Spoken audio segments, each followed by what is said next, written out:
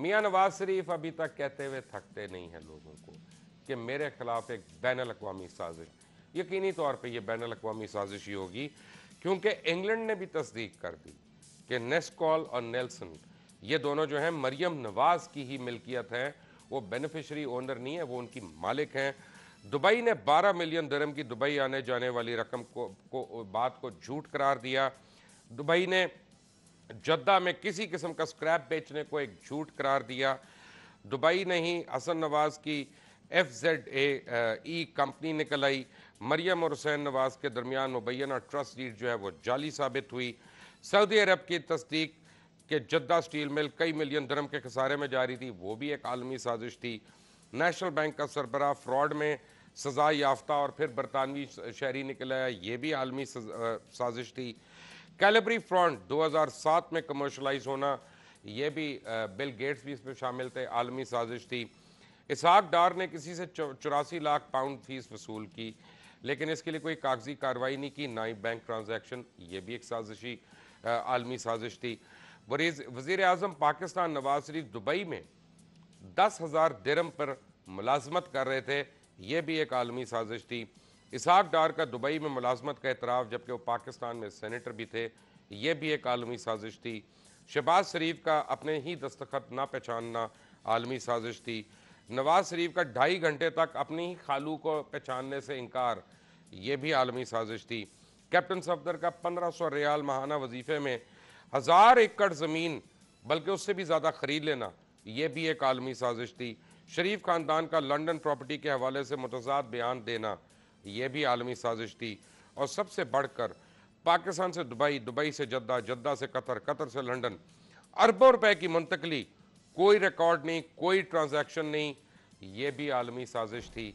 अल मुख्तसर पार्लियामेंट में आके आपको क्लियर करने का मौका दिया, वहाँ पे आपने खुद झूठ बोला, ये भी आलमी साजिश थी। टेलीविज़न के ऊपर आपने 2 दफ़ा आकर कौम से खताब किया और उसमें झूठ बोले, वो भी एक आलमी साजिश थी। GIT ने आपसे पूछा कि आपके पास कोई ट्रेल है, कोई मनी ट्रेल है, कोई है, आपके सारे कारोबार जो हैं वो क्या हैं, उनका रिकॉर्ड आप स्पीकर असेंबली को जो दिए थे वो कहाँ गए। इंक्वायरी करने पे पता चला वो सब झूठ था। क्या झूठ भी आलमी साजिश है? झूठ बोले आप, साजिश करे कोई और।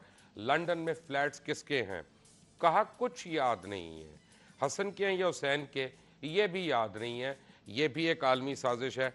ज़ियाउल हक ने आपका पौधा लगाया, नहीं, ये भी आलमी साजिश। उसामा बिन लादेन ने आपको पैसे दिए इलेक्शन कैंपेन के लिए और बेनज़ीर को ओवरथ्रो करने के लिए, वो भी आलमी साजिश। असगर खान केस में साबित हुआ आपने ISI से पैसे लिए और इलेक्शंस लड़े, वो भी आलमी साजिश। मोटरवे के लिए आपने किकबैक्स लिए, वो भी आलमी साजिश। हुदैबिया पेपर मिल्स में क्या हुआ सबको पता है, वो भी आलमी साजिश। और अमरीकी अखबारात ने फ़ौज मुखालिफ इश्तिहारात छपवाए, वो भी आलमी साजिश।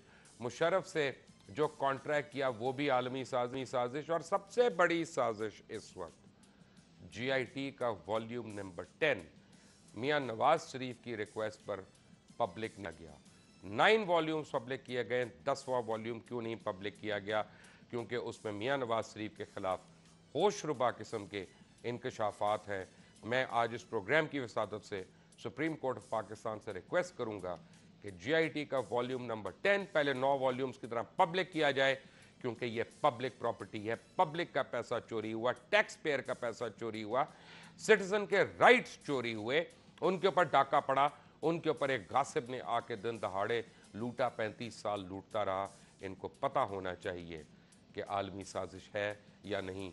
पाकिस्तान का बहुत बड़ा झूठ, पाकिस्तानी कौम के लिए बहुत बड़ा झूठ कि मियां नवाज शरीफ करप्शन पे फारिग नहीं हुआ, इससे बड़ा झूठ नहीं हो सकता।